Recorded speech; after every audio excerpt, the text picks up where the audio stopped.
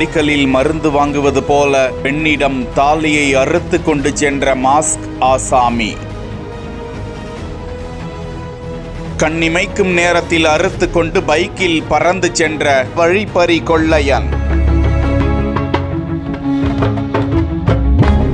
விருதாச்சலம் தெற்கு பெரியார் நகரில் உள்ள கவிமணி தெருவில் ராஜ்மோகன் என்பவர் வசித்து வருகிறார். அவரது மனைவி வெண்ணிலா அப்பகுதியில் மெடிக்கல் நடத்தி வருகிறார். மதிய வேளையில் வெண்ணிலா மட்டும் தனியாக அந்த மெடிக்கலில் இருந்தபோது மாஸ்க் அணிந்து கொண்டு வந்த இளைஞர் ஒருவர் மருந்து வாங்குவது போல் கேட்டுக்கொண்டு அந்த பெண் மருந்தை எடுத்துக் கொண்டிருக்க அவரை நோட்டமிட்டு கொண்டே அருகாமையில் வந்த கணம் திடீரென அவரது கழுத்தில் இருந்த தாலியை அறுத்து கொண்டு தப்பி ஓடி பைக்கை எடுத்துக்கொண்டு பறந்து விட்டார். 5 பவுன் தங்க தாலி செயினை இழந்த அவர் வெளியே ஓடி வந்து கதறி கூச்சலிட அக்கம் பக்கத்தினர் ஓடி வந்து அந்த இடம் பதற்றமாகிவிட்டது. சம்பவ இடத்திற்கு விருதாச்சலம் காவல்துறையினர் வந்து பெண்ணிடம் புகாரை பெற்றுக்கொண்டு அந்த இளைஞர் குறித்து அப்பகுதியில் உள்ள சிசிடிவி கேமராக்களை ஆய்வு செய்து தீவிரமாக தேடி வருகிறார்கள். பட்ட பகலில் நடந்த தாலி அறுப்பு சம்பவத்தால் விருதாச்சலத்தில் பெரும் பரபரப்பு நிலவியது.